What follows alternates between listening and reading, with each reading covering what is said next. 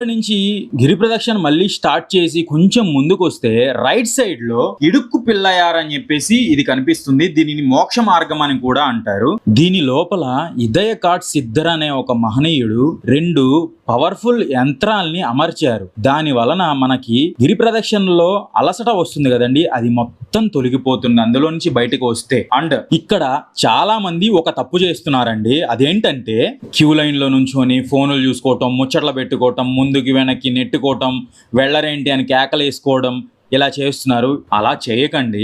మోక్ష మార్గం అంటే ఏంటి అంటే మళ్ళీ మనము ఈ భూమి మీదకి రాకుండా, జన్మంటూ లేకుండా మనల్ని ఆ శివయ్యలో కలిపేసుకోవడాన్ని మోక్షం అంటారండి. సో చాలా పవిత్రం. మీరు ఇక్కడ క్యూలో నుంచున్నప్పుడు స్వామి నాకు మోక్షాన్ని ప్రసాదించండి అని చెప్పేసి ఆ శివయ్యని తలుసుకుంటూ నిశ్శబ్దంగా నిదానంగా అందులో నుంచి బయటికి రావాలండి. అండ్ ఇది విచిత్రంగా ఉంటుంది, చాలా సన్నగా ఉంటుంది లోపల.